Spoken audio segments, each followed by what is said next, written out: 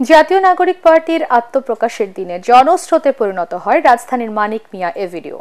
স্লোগানে স্লোগানে উত্তাল হয়ে ওঠে সংসদ ভবন এলাকা। দেশের নানা প্রান্ত থেকে হাজার হাজার সমর্থক এক বিন্দুতে মিলিত হয়। এসবের নতুন দলের নেতারা জানান, তরুণদের নেতৃত্বই গড়বে আগামীর বাংলাদেশ, যেখানে থাকবে না কোনো বৈষম্য ও দুর্নীতি। রিপোর্ট করছেন মাজহারুল হক মুহাজির। নারীদের অবদান। 28 ফেব্রুয়ারি 2025 দেশের রাজনীতিতে যুক্ত হলো নতুন এক অধ্যায়, নতুন এক নাম, জাতীয় নাগরিক পার্টি। দিনভর রাজধানী সংসদ ভবন এলাকা মানিক মিয়া এভিনিউয়ের সামনে ছাত্র জনতার ঢল নামে। কেউ বরিশাল, কেউ ময়মনসিংহ, কেউ বা পঞ্চগড়। সবার কণ্ঠেই নতুন দলের কাছে সীমাহীন প্রত্যাশা। বাংলাদেশে বিগত দিনের রাজনীতিতে যা দেখে নাই সেইটা এখন এই দল দেখাবে, নতুন দল দেখাবে। বাংলাদেশের রাজনীতি এই নতুন দল পরিবর্তন করে দেবে ইনশাআল্লাহ। কোনো চাঁদাবাজি থাকবে না, কোনো বৈষম্য থাকবে না। নতুন বাংলাদেশ নতুন ভাবে, আজকে থেকে নতুন বাংলাদেশ নতুন ভাবে পরিচালিত হবে। আমরা ময়মনসিংহ এই নতুন দলের সাথে একত্রতা পোষণ করে মানিক মিয়া এভিনিউ এসেছি। আমরা চাই যে শেখ হাসিনার পর্যাপ্ত যে বিচারটা হওয়া উচিত, তার অবশ্যই ফাঁসি হওয়া উচিত। জাতীয় নাগরিক পার্টির অন্যতম সংগঠক হাসনাত আব্দুল্লাহকে দেখা গেল সেই চিরচেনা জার্সিতে। বললেন, আগামীতে তরুণদের নেতৃত্বই দেশকে চাঁদাবাজ মুক্ত করবে। আমাদের যখন একটা ছেলে রাস্তায় রক্ত দেওয়া শিখে গিয়েছে, আমাদেরকে কেউ রক্ত দেওয়া থেকে কামায় রাখতে পারবে না। সুতরাং আমরা স্পষ্ট ভাষায় বলতে চাই, আমাদের প্রবীণ রাজনীতিবিদ যারা রয়েছে তাদের অভিজ্ঞতা এবং তরুণদের ত্যাগদীপ্ত এবং অকুত ভয় যে নেতা রয়েছে, সেটার মিথস্ক্রিয়ায় আমরা পরবর্তী বাংলাদেশ নির্মাণ করব।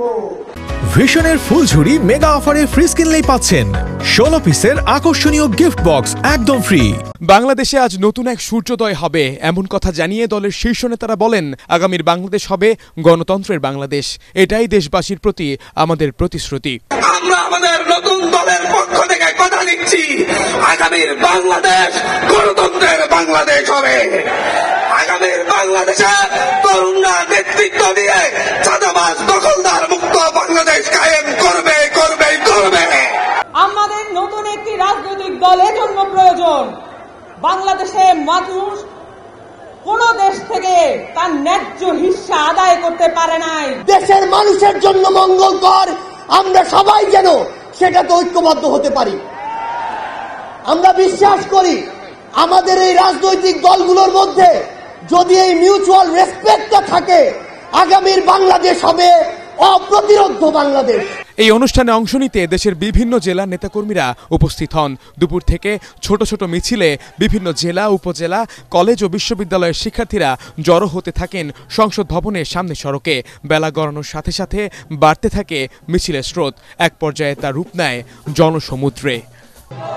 24 জুলাই থেকে 25 ফেব্রুয়ারি এভাবেই সবাই একত্রিত হয়েছিল একটি ফ্যাসিবাদ বিরোধী আন্দোলনে। সেই ফ্যাসিবাদ বিরোধী আন্দোলনে যারা সম্মুখ সারি থেকে নেতৃত্ব দিয়েছিলেন, তাদের নেতৃত্বে আজ নতুন একটি দলের আত্মপ্রকাশ। সকলের প্রত্যাশা, অতীতের সব ভুল শুধরে তরুণ প্রজন্ম এই নতুন দলকে রাজনৈতিক আদর্শ হিসেবেই মেনে নেবে। যে রাজনৈতিক দলে থাকবে না কোনো বৈষম্য, যে রাজনৈতিক দলে থাকবে না কোনো লেজর ভিত্তি। মাজহারুল হক মুহাজির, ATN বাংলা, ঢাকা।